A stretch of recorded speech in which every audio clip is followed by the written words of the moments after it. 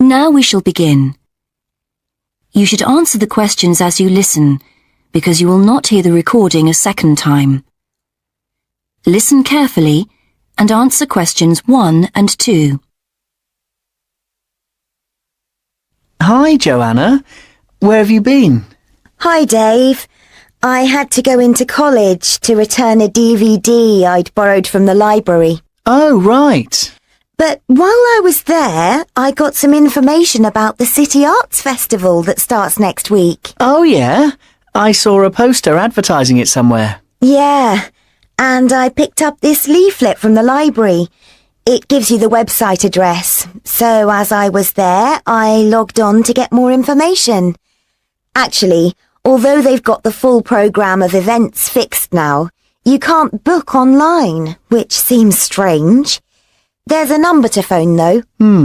And are there student discounts? I guess so, but I didn't notice. Anyway, there are 3 things I'd like to see. An Italian film, a rock concert, and an art exhibition. Oh, The exhibition's free, and you don't need to book, so I'll definitely go to that. But I'm going to get tickets for the film in case they sell out. good idea. You can always buy concert tickets at the door, because that's in a really big hall. Right. Before you listen to the rest of the conversation, you have some time to read questions 3 to 10.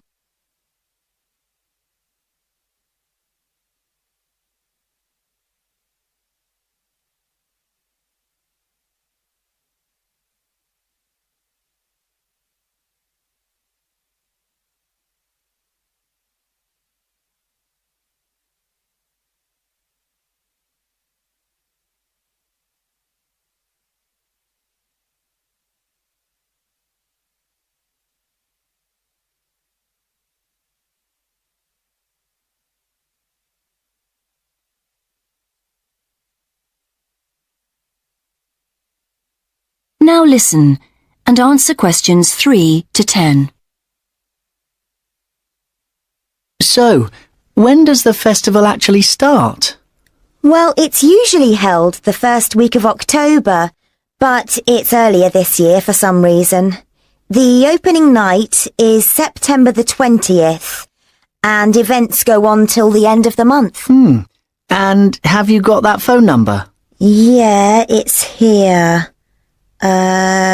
Look, it's 0967 990 776. Okay, I'll write it down. 0967 990 776. Thanks. I thought the local council made a profit from the festival, but it says here that there's a commercial sponsor. It's a local bank. I didn't know that. Neither did I. What other events have they got on? As well as the art exhibitions and stuff that's open every day, there are special events each day. Like on Monday, there's a musical in the City Hall. That's only £3.65 for students. I think I'll give that a miss. I've got football training on Mondays, but I'm free on Wednesday. There's a jazz band on then, and that's only £2.50 for students. Sounds good. Is that in the City Hall too? We could go. Well, I'm busy actually, but it's at the sports centre if you're interested. Oh, right. Thursday's the cheapest event, only £1.25 for students, and it's on in the library. Can you guess what it is? Probably the college choir. Actually, no. They've not been asked, apparently. Oh. No, it's a poetry evening. Isn't there any modern dance on anywhere? On Friday. That's at the college. It's quite expensive, though. £15 for adults and £12.75 for students. Oh, yes, that is a lot. If I'm going to spend that much, I'd prefer to go out on Saturday. Yeah, me too. But on Saturday night, there isn't live music or a party or anything. Just the fireworks in the city park. And that's only £1.50. Yeah, that'd be good. Now turn to section 2 on page 101 of your book. You will hear some information about a medical museum in London called the Hunterian Museum, which is part of the Royal College of Surgeons. First, you have some time to look at questions 11 to 15.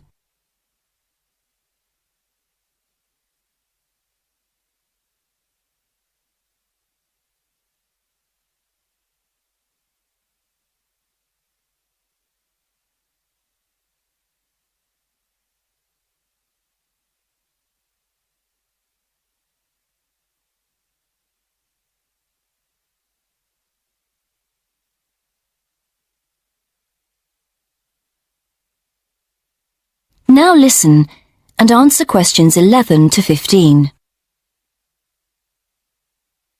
Good evening.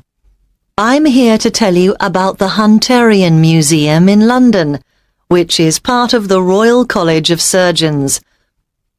Although a medical museum, it is open to the general public.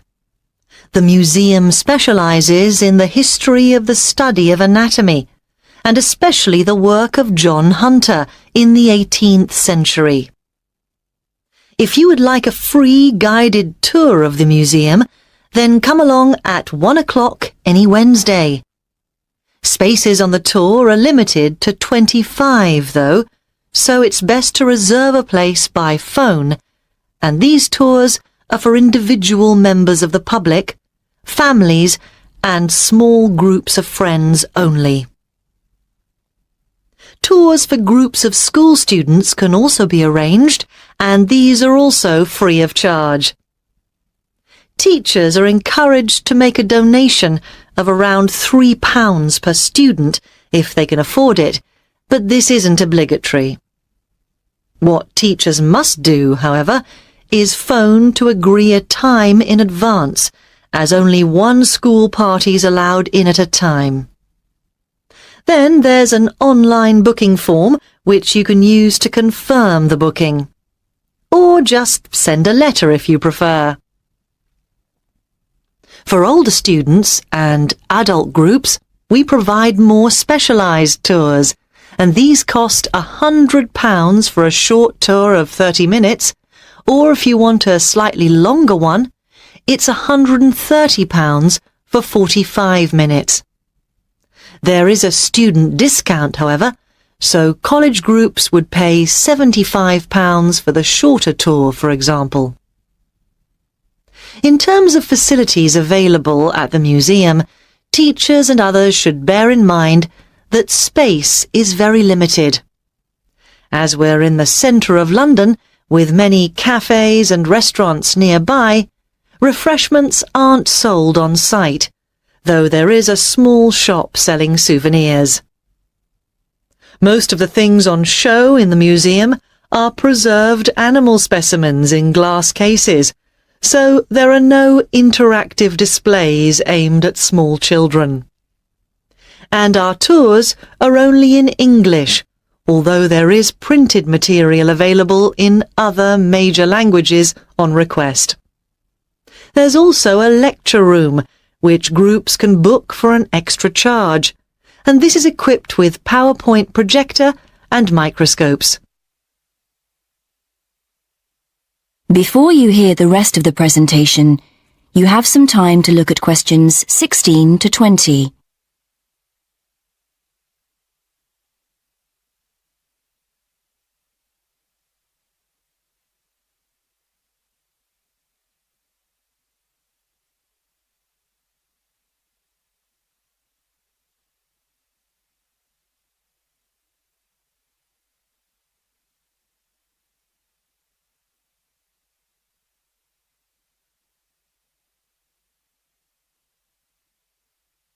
Now listen and answer questions 16 to 20.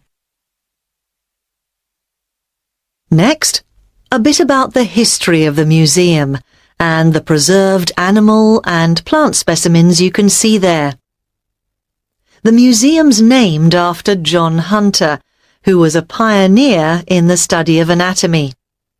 He was among the first to understand that the study of other animals could tell us a lot about how the human body works. John Hunter was born in 1728 and came to London to work as an assistant in an anatomy school in 1748. Here John did his training in the study of human anatomy. It was after 1760, however, that he turned his attention to animals. That's when he became a surgeon in the army, spending 3 years in France and Portugal, where he started collecting and preserving animal specimens such as lizards. On his return to London in 1763, Hunter set up in private practice and started to build up his collection of specimens. When he moved to a big house in Leicester Square in 1783, Hunter started to take in resident students and gave the name Teaching Museum to his collection. By the time of his death in 1793, Hunter had collected specimens from all over the world, including the first kangaroo to be seen outside Australia. He had 14,000 different exhibits, with 500 species of plants and animals represented.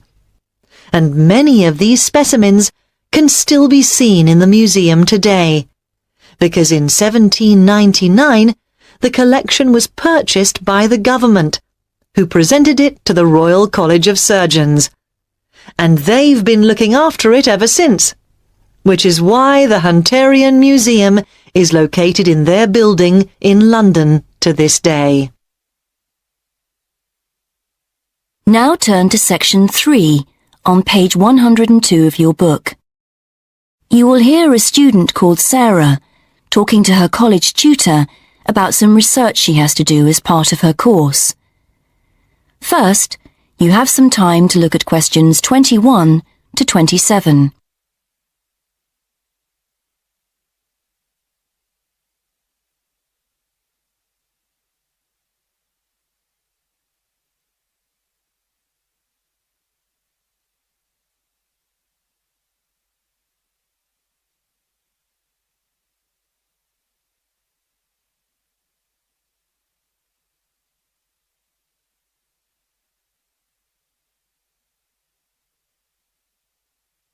Now listen and answer questions 21 to 27. Hello, Sarah. Hi. So, you want to talk about your research project? That's right. I want to find out how many people use the Tourist Information Office and what they think of the service they get. Interesting. Have you written your proposal yet? No, that's what I wanted to ask you about. What should I include? Someone said I should make a list of my aims first. Well, I don't know about a list. A statement of aims is the correct term. It's just a quick summary of what you hope to get out of the project. OK, and should I include other documents I've prepared, like the questionnaire? I'm still working on that. I can check that later, but I think it's good to prepare an information sheet for participants. It would help you to think about interview methods. It'd be good to see that soon. Oh, right. And I want the project to have statistical data, not just to be a collection of opinions. That's good. So that should be clear from the proposal too. Great. So what else must I include in the proposal? Or are some things optional? OK. Some things that people normally put in a research proposal don't really apply to you, like any costs involved. That can be really important in some research projects, but as we don't have a budget, it's not something you need to include. Any costs have to come out of your own pocket, I'm afraid. Yes, I understand that. But I do need to know your criteria for choosing who to interview. I've got to check that you're using good sampling principles, for example. Sure. And what about the way I'm going to analyse my findings? That's not essential at the proposal stage on this project, but if you've got some ideas, include them, because it could save time later. OK. And do I need to make it clear how the report will be organised? Oh, I'm going to be giving you a template to use, so there's no need to go into that in the proposal. Great, thanks. Before you hear the rest of the conversation, you have some time to look at questions 28 to 30.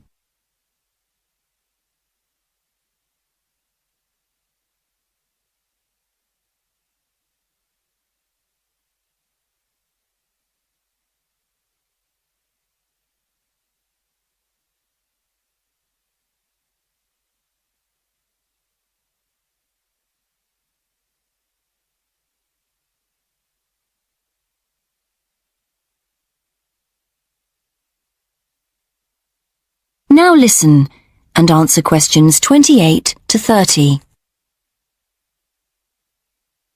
Actually, another thing we could discuss now is making sound recordings of interviews. Oh, right. Do I have to record them all? I could try to get as many as possible, but it'd be rather expensive. Yes, don't worry. You only need a few chosen randomly just to give an idea of how the interviews are going. You can send one in each time you update me on your progress. OK. How often should I do that? I haven't done a timetable for the interviews yet, but they'll be spread over 3 or 4 weeks, with about 200 in total. I reckon on doing 20 a day. Let me know how you're getting on at the end of each day's interviewing then, whether you've had any problems or not. It can be a lonely job. Thanks. I appreciate that. And what about the confidentiality of participants? Because that can cause problems. Well, I'm getting them to sign a consent form. It says that I'll only use the information for my research, that I won't pass it on to anyone else. But that's the only promise I'm making. They have to give me their names and agree to their data being stored on the college computer network. That sounds good. You won't put names in your report, I know, and the data will all get deleted at the end of the year, but we don't promise any of that. Sure. Now turn to section 4 on page 103 of your book. You will hear part of a lecture about the wildlife on Christmas Island in the Pacific Ocean. First, you have some time to look at questions 31 to 35.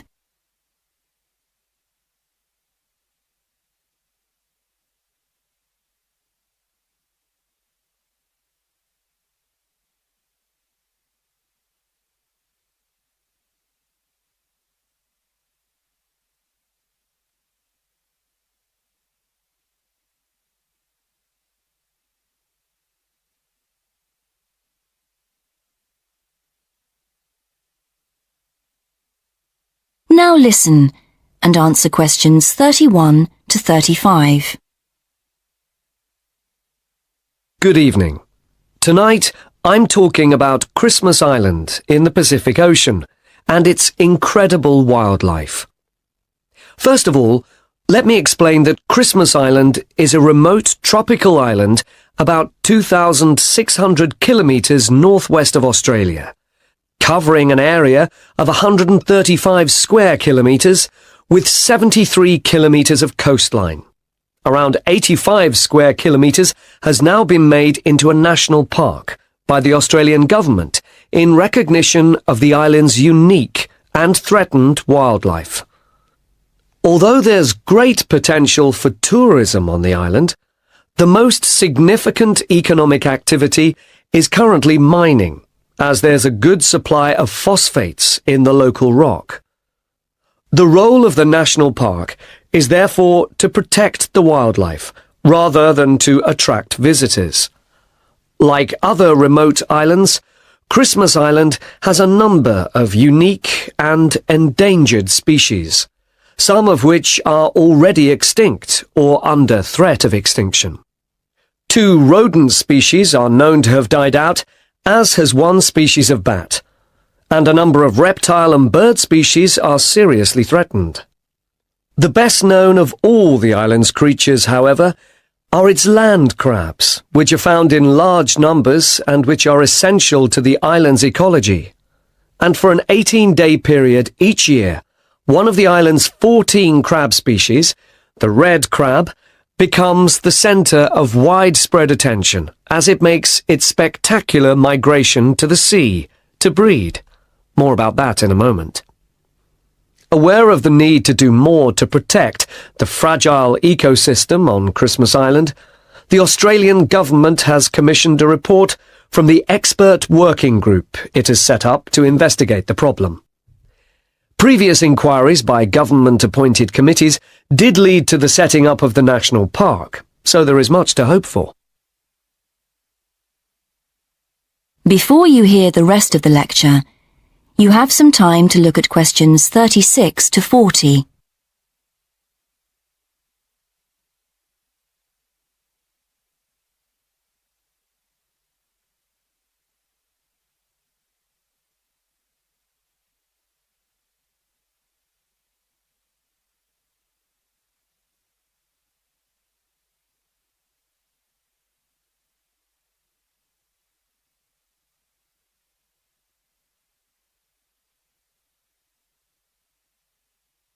Now listen and answer questions 36 to 40. So, back to the red crab, which has attracted quite a bit of media attention in recent years. The red crab is found all over Christmas Island and is vital to its ecosystem. Although they do sometimes eat snails and other smaller creatures, the crab's diet is largely made up of leaves, with the addition of flowers and seedlings when these are available. Their droppings then provide an important fertilizer for the island's soil. Also, by turning over the soil when digging the holes, called burrows where they live, the crabs help the propagation of plant species. Although you might think that an animal that goes in for mass migration would be quite sociable by nature, each red crab actually spends most of the year living alone in its burrow, and so is actually quite solitary. Each crab constructs a burrow in the earth, with one chamber inside and one tunnel entrance, and stays there most of the time, especially during the dry season. The crabs are more active in the rainy season, and that's also when the famous migration occurs. It isn't the rain that triggers the migration, however, so much as the phase of the moon and the state of the tides. Trying to predict when the migration will occur is quite difficult, as it can be as early as October or as late as December, depending on the year, although it's usually sometime in November, in fact. And when it comes, the migration is quite spectacular, with literally millions of crabs heading for the seashore at the same time. Conservationists do their best to limit the number of road casualties among the crabs by closing certain roads, encouraging car sharing, and other measures to reduce traffic, even constructing bridges for the crabs at certain key points.